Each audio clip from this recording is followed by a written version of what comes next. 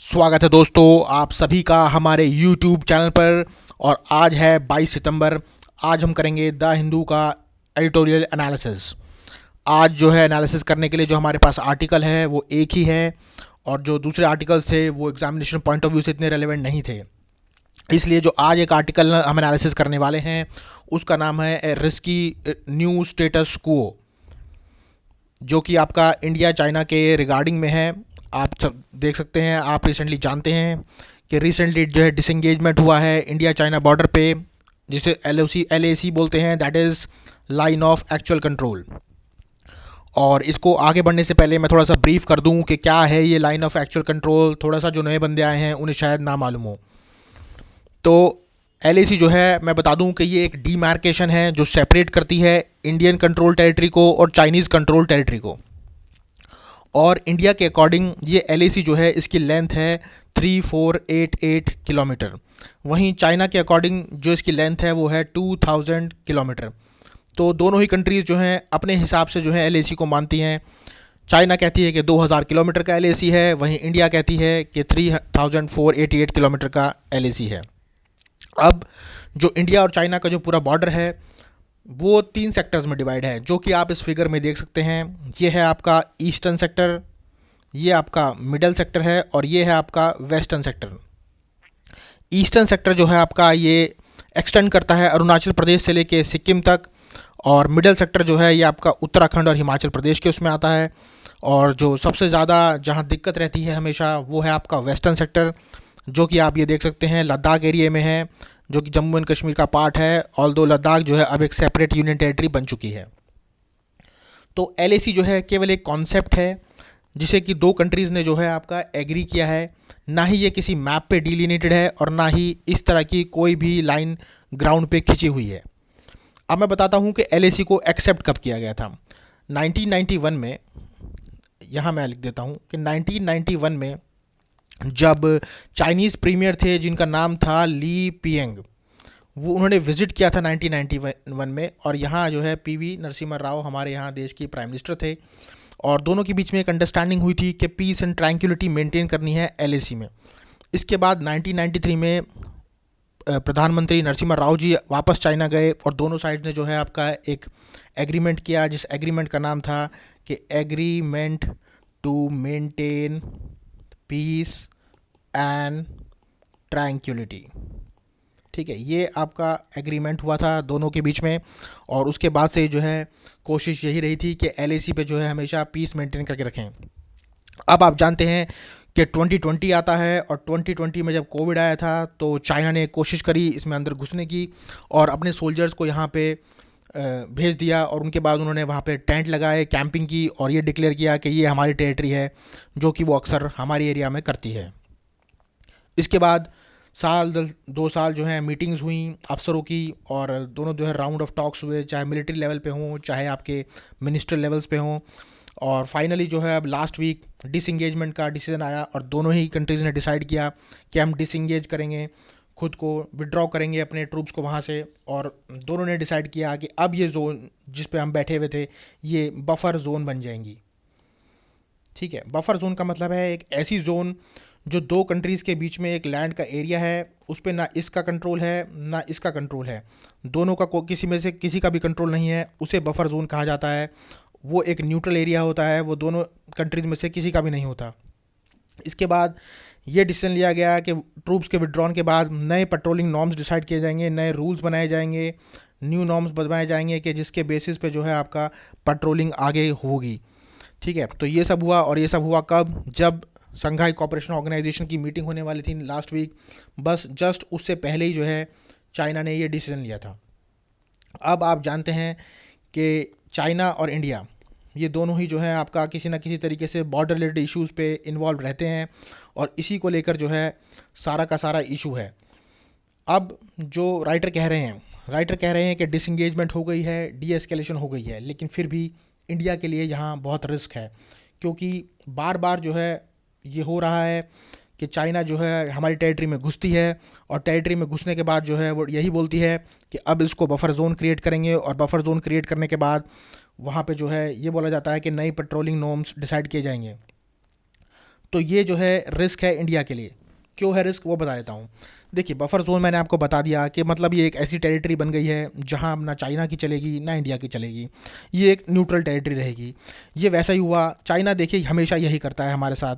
China क्या करता है कि हमारी टेरिटरी में घुस जाता है, उसके बाद जो है वहाँ डिक्लेयर करता है कि ये जो है मेरा एरिया है, और फिर बातचीत का दौर चलता है, और बातचीत के दौर चलने के बाद फाइनली ये डिसाइड होता है कि ये एक बफर जोन है।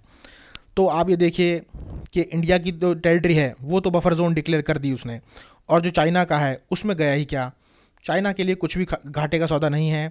ये एक वैसा ही है जैसे कि हम अगर किसी के आदमी के घर में घुस जाएं उसके घर को कब्जाने के लिए, और उसके बाद उसे ये बोलें कि देखिए आप भी बाहर निकलिए यहाँ से और हम भी बाहर निकलेंगे और ये एक बफर जोन है, तो हमारा तो इसमें कुछ नहीं गया, गया तो उस आदमी का गया जिसका वो घर था। तो अब बफर जोन बनाकर इंडिया को ही रोक दिया है अपनी टेरिटरी में पेट्रोलिंग, चाइना ने इंडिया को ही रोक दिया है अपनी टेरिटरी में पेट्रोलिंग करने से। और ये जो है एक बहुत बड़ा मूव है जो कि मीडिया भी दिखा नहीं रही है, और किसी तरह पे कोई किसी भी पट्टल पे जो है इस बारे में कोई चर्चा नहीं हो रही है। ये जो है पूरा का पूरा डिज़ाइन है, ये चाइना के ऑब्जेक्टिव्स को सूट करता है, क्योंकि वो इससे इंडिया की मिलिट्री एक्टिविटीज़ को लिमिट कर देता है। वहीं जो मिलिट्री थ्रेट है बॉर्डर पे, वो इस तरह की डी एस्केलेशन या डिसंगेजमेंट से कम नहीं होने वाला है, क्योंकि आप जानते हैं कि दोनों ही फोर्सेस या दोनों ही कंट्रीज़ जो हैं लगातार परमानेंट इंफ्रास्ट्रक्चर बिल्ड कर रही हैं बॉर्डर के आसपास, जिसमें जो है आप चाइना जो है इंडिया को बहुत पीछे पछाड़ चुकी है, चाहे वो रोड्स बिल्ड करने के मामले में हो, हेलीपैड्स के उसमें हो, कम्युनिकेशन नोड्स में हो, आर्टिलरीज हो, ड्रोन्स हो, या कोई भी मिसाइल सिस्टम हो। चाइना जो है बहुत आगे निकल चुकी है और अपने इंफ्रास्ट्रक्चर को बॉर्डर के अराउंड बहुत मजबूत कर चुकी है। चाइना आज भी अरुणाचल प्रदेश को अपने देश का अभिन्न अंग मानता है, क्योंकि वो उसका ये मानना है कि अरुणाचल प्रदेश जो है उसके साउथ तिब्बत का पार्ट है, और लगातार जो है अपनी मिलिट्री एक्टिविटीज़ वो वहाँ करता रहता है। इसी तरीके से बफर जोन क्रिएट करने की कोशिश है, और अरुणाचल प्रदेश के बहुत बड़े एरिया को वो बफर जोन पहले क्रिएट कर भी चुका है। आप जानते हैं कि अरुणाचल प्रदेश ने आप जानते हैं कि चाइना ने जो है लगातार अपनी मैरीटाइम कैपेबिलिटी और स्ट्रेंथ को इम्प्रूव किया है इंडियन ओशन में, और इंडियन ओशन में इम्प्रूव करने के बाद उसने जो है अपना एक स्ट्रैटेजिक इन्फ्लुएंस शो किया है, और उसके बाद वो छोटी छोटी कंट्रीज़ से लेके बड़ी बड़ी कंट्रीज़ को आंख दिखा रहा है, और अपने आप को जो है बार बार दिखा रहा है कि मैं यहाँ का रीजनल प्लेयर हूँ, और वो एक टैक्टिकल प्रेशर क्रिएट कर रहा है इनके ऊपर। वहीं धीरे धीरे मिलिट्री बिल्डअप करके बॉर्डर एरियाज़ पे वो यही करने वाला है। वो इंडिया को भी जो है प्रेशर दिखाएगा, और इंडिया को प्रेशर दिखाने का मतलब ये है कि इंडिया अगर बकल डाउन कर देती है इस प्रेशर में, तो आप समझिए कि जो छोटे देश हैं, नेपाल है, म्यांमार है, या फिर भूटान है, उनकी तो क्या ही औकात रहेगी, वो भी अपने घुटने एकदम टेक देंगे। तो ज़रूरत है कि इंडिया भी जो है अपनी कैपेबिलिटीज़ को इम्प्रूव करे, क्योंकि इस तरह की अगर उस किसी भी चीज़ में सिचुएशन में आपका डील करना है तो अपनी मिलिट्री स्ट्रेंथ और कैपेबिलिटीज़ को इम्प्रूव करना ज़रूरी है। वहीं दूसरी तरफ इस तरह का जो इंफ्रास्ट्रक्चर दोनों तरफ बन रहा है, इससे स्विफ्ट मूवमेंट होगी दोनों ही देश के सोल्जर्स की, फोर्सेस की, और अगर कोई भी छोटा मोटा कॉन्फ्लिक्ट या स्टैंड ऑफ होता है तो पॉसिबिलिटी है कि वो एक बड़े वॉर में जो है तब्दील हो जाए। इसमें कोई नहीं कहा जा सकता कि अब जो है एस्केलेशन होने की संभावनाएं ज़्यादा हैं जैसे जैसे इंफ्रास्ट्रक्चर बढ़ रहा है। देखिए, स्ट्रैटेजिक इम्प्लीकेशंस जो हैं इसकी वो बहुत ही ख़तरनाक होंगी, क्योंकि इंडिया का जो मिलिट्री कंपटीशन है वो चाइना के साथ है, और चाइना जो है लैंड बॉर्डर के रिगार्डिंग या फिर आपके वाटर उसके रिगार्डिंग बहुत आगे निकल चुका है इंडिया से। ऑल्दो इंडिया ने भी कुछ लिमिटेड स्टेप्स लिए हैं, लेकिन वो इतने सक्सेसफुल स्टेप्स नहीं हैं, स्पेशली जब हमारी लड़ाई चाइना जैसे एक स्ट्रॉन्ग पावर के साथ है। इंडिया ने डिप्लॉय किए हैं कुछ आर्टिलरीज, कुछ फाइटर जेट्स, ड्रोन्स चाइना के बॉर्डर पर। इनफैक्ट आप जानते हैं कि इंडिया का रशिया के साथ करार हुआ है, जहां S-300 मिसाइल भी जो है आपका रशिया से ले चुके हैं, और ये S-300 मिसाइल जो है एक्सक्लूसिवली चाइना के लिए ही ली थी, चाइना के बॉर्डर पे ही लगाई जाएगी। इसके अलावा जो दूसरी मिसाइल्स हैं जैसे अग्नि को भी आपका वहीं डिप्लॉय किया गया है चाइना के बॉर्डर पे। तो आप जो है इंडिया, राइटर कहते हैं कि इस तरह की उधेड़ बुन में है कि इंडिया जो है वीक पड़ता जा रहा है, चाहे उसका पोस्चर इंडियन ओशन में हो या लैंड पे हो, क्योंकि इंडिया ने अपना इंडियन ओशन रीजन में भी अपनी कैपेबिलिटीज़ को इतना स्ट्रॉन्ग नहीं किया है जितना उसे करना चाहिए था। वहीं चाइना जो है आपका अच्छे अच्छे फाइटर्स रखता है अपने पास, अच्छी सबमरीन्स हैं, अच्छी पनडुब्बियाँ हैं, और युद्ध करने की एक अच्छी कुशल नीति उसके पास वहाँ है। वहीं इंडिया ने जो है बहुत इंक्रीमेंटल मॉडर्नाइजेशन किया है इंडियन ओशन के अंदर, जो कि इस बात को ये दर्शाता है कि इंडिया जो है उस लेवल पे नहीं है कि चाइना का सामना कर सकेगा अगर कोई बड़ा युद्ध या कोई बड़ी विपदा देश पर आ जाए तो। लगातार जो है इंडिया और चाइना आपस में स्टैंड ऑफ कर रहे हैं और कोशिश कर रहे हैं अपने इन्फ्लुएंस को इंक्रीज़ करने के लिए एशिया में, जो कि बहुत ज़रूरी भी है। और ये जो स्मॉलर रीजनल स्टेट्स हैं रीजन के अंदर, यही डिसाइड करेंगी कि कौन जो है रीजनल प्लेयर है। सपोज़ कीजिए अगर सारी रीजनल प्लेयर्स या रीजनल स्मॉल स्टेट्स चाइना के साथ लामबंद हो जाएं तो इंडिया जो है ऑब्वियसली एक वीक प्लेयर कहलाएगा। तो इसीलिए इंडिया को जो है इन सब चीज़ों का एक लॉन्ग टर्म विजन बनाकर अभी से ही तैयारी करनी चाहिए और स्मॉलर रीजनल स्टेट्स के साथ कुछ इस तरह के इस्टेब्लिश्ड करने चाहिए रिलेशंस या डिप्लोमेटिक लेवल, ताकि अपने बैलेंस ऑफ पावर को मेंटेन कर सके एशिया के अंदर। क्योंकि एशिया के अंदर बैलेंस ऑफ पावर मेंटेन करने वाली सिर्फ दो ही प्लेयर्स हैं, वो हैं चाइना और इंडिया। और वेस्ट की जो कंट्रीज़ हैं डेमोक्रेटिक कंट्रीज़, वो इंडिया को एक बड़ा प्लेयर मानती हैं और मानती हैं कि इंडिया जो है आपका काउंटर कर सकता है चाइना को इस रीजन में। वहीं अभी के हाल देखे जाएँ तो ऐसा लग रहा है कि लैंड बॉर्डर के मामले में चाइना ने जो है इंडिया को बहुत पीछे छोड़ दिया है और उनकी जो स्ट्रैटेजी है साल दर साल अंदर घुसने की और उसके बाद वहाँ उसे बफर जोन क्रिएट करने की और ये बोलने की कि अब नए पेट्रोलिंग नॉर्म्स जो हैं इशू किए जाएंगे, ये एक तरह का ट्रैप है जिसमें जिस स्ट्रैटेजिक ट्रैप में जो है बार बार वो इंडिया को फंसा ले रहे हैं। वहीं कोशिश ये होना चाहिए इंडिया की कि लॉन्ग टर्म मिलिट्री मॉडर्नाइजेशन के ऊपर काम करें और अपना पॉलिटिकल इन्फ्लुएंस जो है इंक्रीज़ करें इंडियन ओशन रीजन के ऊपर, ताकि उनका जियोपॉलिटिकल इन्फ्लुएंस भी बढ़े। वहीं अभी के जो हालात हैं, राइटर कहते हैं कि इंडिया जो है ज़्यादा काम कर रहा है आत्मनिर्भरता के ऊपर।